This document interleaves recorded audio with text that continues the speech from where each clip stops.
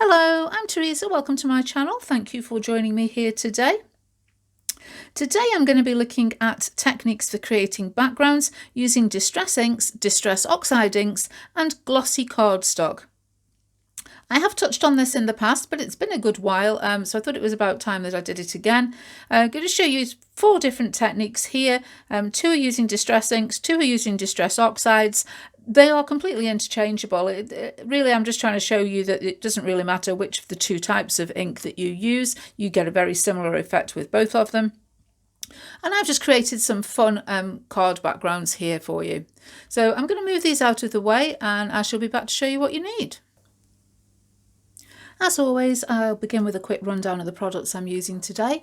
I have a selection of distress inks and distress oxide inks, mainly just to show that these techniques that I'm showing you today are interchangeable between the 2 types of ink. You'll get very similar results from both of them. So if you only have one or the other, use the one that you've got. If you've got both, try it with both and see which whether you can see much difference and if there's one that you prefer.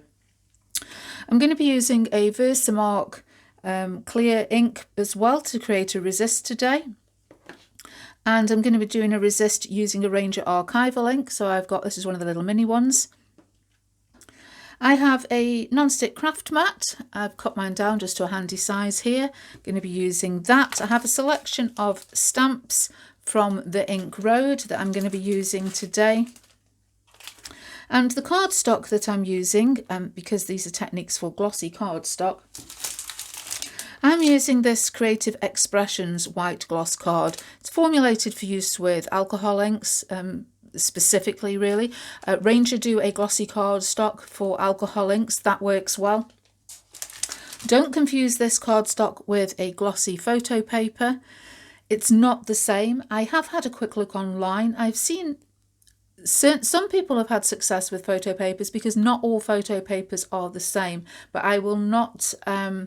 I'm not going to get drawn into questions with will my photo paper work? I don't know. Try it and see. I would recommend that you use one of these glossy cardstocks that are more aimed at using alcohol inks with.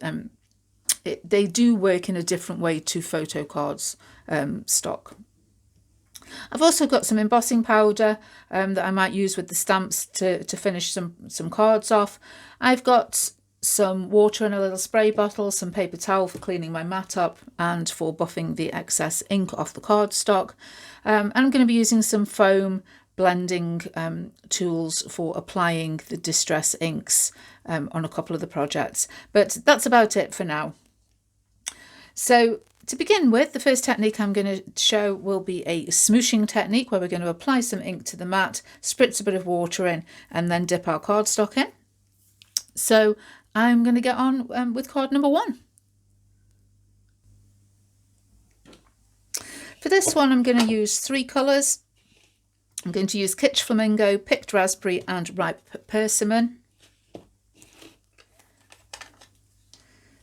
And I'm using the Distress Oxides here.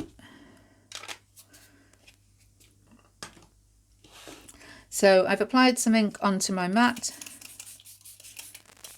Sprayed a little water on there, and as you can see it sort of starts to bead up and it gets this sort of opacity because it's a distress oxide. I'm going to take my piece of glossy cardstock. I've just cut these to a 5-inch square, might trim them further if I need to, and I'm going to dip it into the ink like so. Now if you want to use the rest of this ink up on another project, if you've got some tags or something cut, by all means go ahead and do that. I for one am just going to clean my mat off. I know a lot of people don't like that, they're horrified, they say you should be using this on something else. Well, I could do, but I have plenty of other things to be used up without creating more backgrounds. So we want this to dry, so we can give this a careful blast with a heat tool. Keep it moving. You don't want to blister up the surface of this glossy cardstock. but I'm going to go ahead and dry that, and then we can repeat this process with the 2 other colours. So now that that ink, it's pretty much dry. Some of the thicker bits are still a little bit damp, but I really don't mind that. We're going to be putting some more layers on. I'm going to take a piece of paper towel and buff over the surface, and this will remove some of the oxidation which sits on top of the glossy cardstock and reveals the brighter colours that are sort of encased within it. As you can see, that sort of really brought the colour out, and we've got some nice variation and shading. So next up, I'm going to take the white persimmon.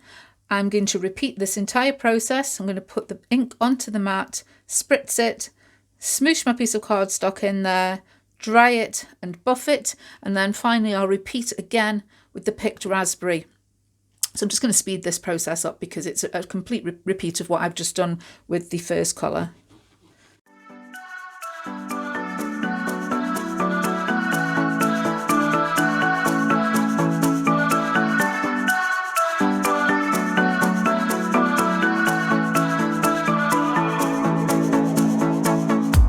This town's so lame, I'm feeling so wired. It's 4 a.m., I'm not even tired. We're in your car, we can drive away. Oh yeah. We're all... And there's our finished first background. Really like that. The colours are so vibrant, and I don't know, it's just magical how you can buff off that excess and the colours are there, they're bright, they're encased in the glossy cardstock, and I really like the sort of abstract watercolour effect that we've created there. The second technique that I'm showing today is going to create almost like a bokeh effect. I'm going to be using 4 colours here, and I'm going to be using the round foam blending tools to apply the ink in circles onto the background, and we're going to get sort of like an overlapping effect, almost like a bokeh effect. Quite nice for a background, just a colourful background. Choose colours that blend well together, choose colours that contrast. I'm choosing 4 colours that contrast quite well here. The one thing I will say is whichever colour you put down first, when you overlap another colour over the top of it, the one that was down on the cardstock first will be the predominant one, because it kind of soaks into the cardstock. So for example, if I was to put down my yellow circles first and then overlap the other colours, where the overlap is, it would remain mainly yellow, whereas obviously if I put the green down first, it would remain mainly green. But just something to think about. If you want one colour to be more dominant than the other, put that down first. So I'm just going to go ahead and start applying some colours, and I'm literally sort of going to pop it down and create circles. Just by twisting the foam slightly. I'm letting my circles go off the edge as well, so it looks as though the pattern is continuing.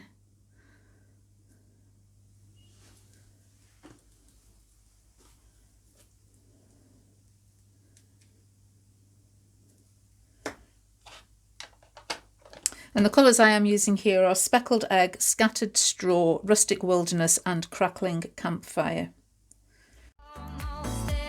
I'm loving this feeling of something new, just right what I needed.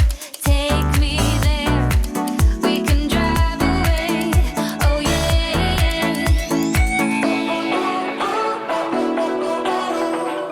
Listen to the midnight radio.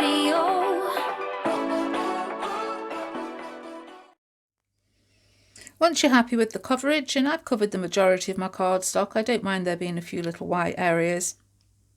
Again, you want to take a piece of paper towel and buff off any of the excess ink that's still sitting on the surface.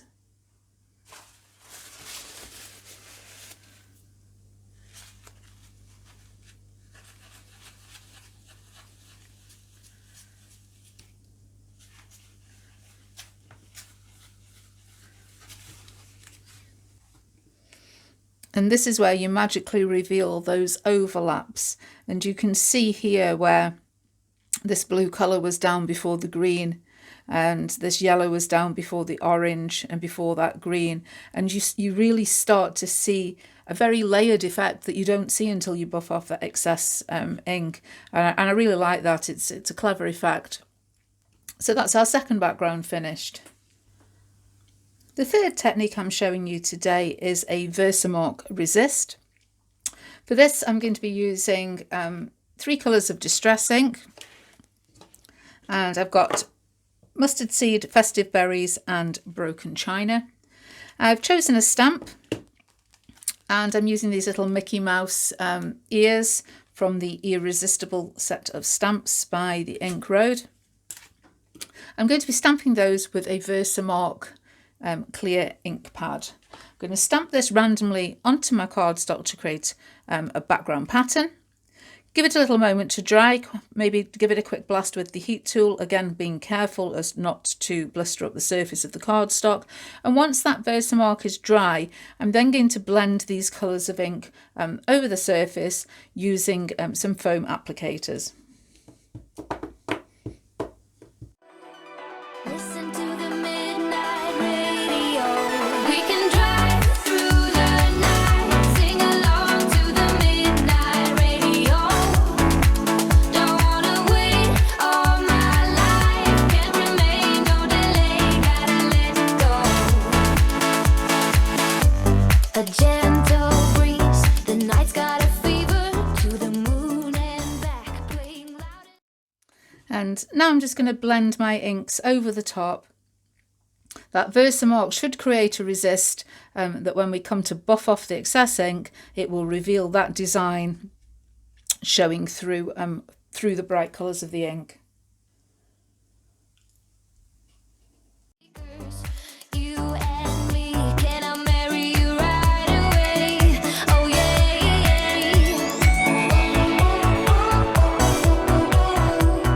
Listen to the midnight radio. And there, as you can see, we've got that great resist effect. Again, really like that. I love the fact that it just looks like it's all in there underneath this glossy surface. It seems to soak through and get trapped in there. So really like that. That's our third technique. And our fourth background technique, again, another resist technique. This time we're going to be using an Archival ink with the Distress Oxides. And because the Archival ink is a oil-based ink and the Distress Oxides and Distress inks are water-based, they create a sort of natural resist. And any of the colours that you apply over the top will buff off and these colours will come through quite vibrant. So I've chosen this garden patterner, which is like a nice sort of turquoise colour, and I'm going to be stamping the little tiny feet from this Expecto Stampo set, again from the Ink Road. I'm going to be stamping those over my piece of cardstock. And then I'm going to blend Fired Brick, Fossilised Amber and Hickory Smoke Distress Oxide. I've gone for the Gryffindor colours and I thought they would provide a nice contrast to this turquoise.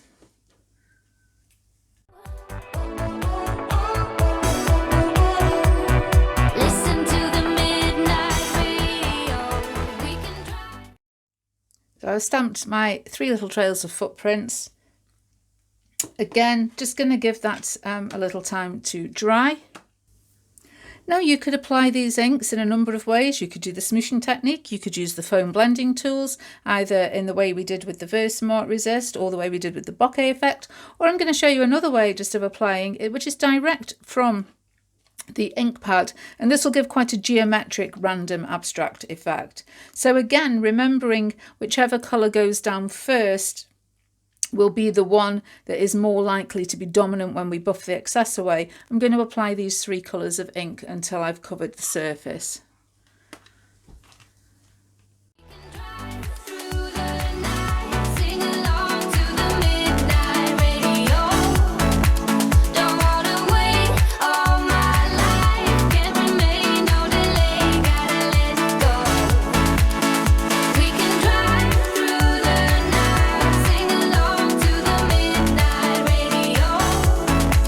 Don't wanna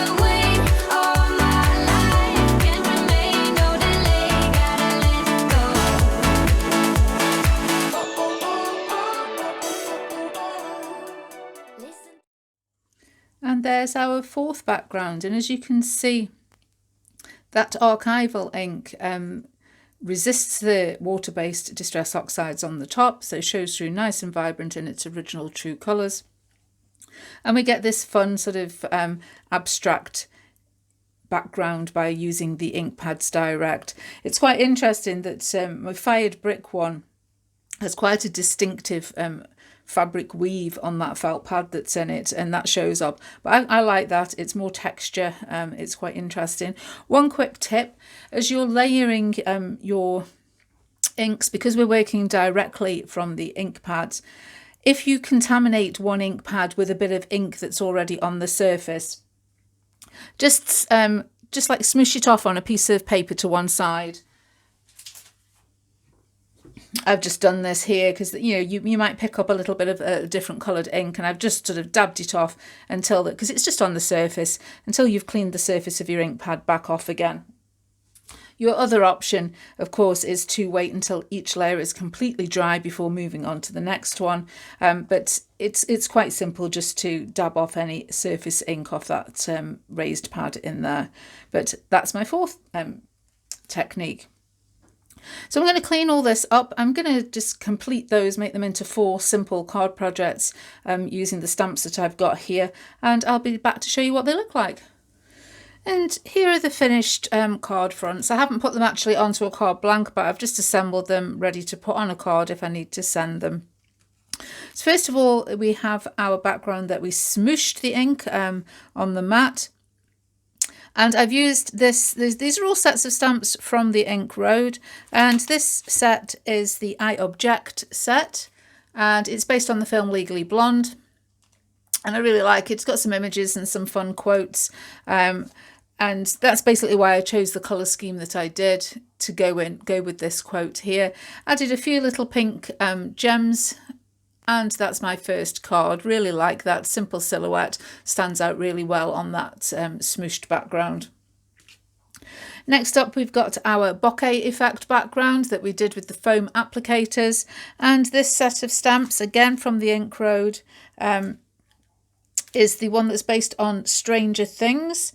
I'm not entirely sure if it does have a name. I'm sure it does, but there doesn't appear to be anything written. It's Ink R056 is the code for it, but I can't see an actual name. But again, some images and quotes from the Stranger Things series. I really enjoy those series, so that was a must buy for me.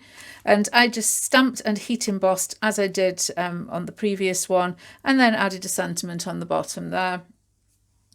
Next up, we have our Resist, our Versamark Resist, and I'd used the Disney ears here from the Irresistible set.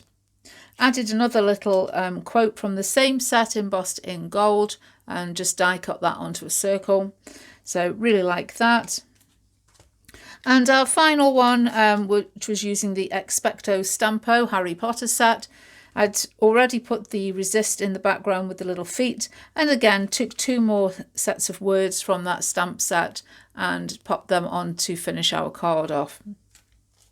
So obviously you can do whatever you want with your backgrounds, create more complicated cards, create tags, ATC backgrounds. I always like to just show you a quick and easy way to finish them off. But I hope that you've enjoyed this tutorial. It is something that I've touched on in the past, but it's been a long time since I've done this, and I just thought it was nice to go back and revisit some fun techniques using products that we've all got, and maybe you're not thinking of using them in this way. As always though, please leave me a thumbs up if you enjoyed this. Don't forget to subscribe, and I shall see you again soon. Bye.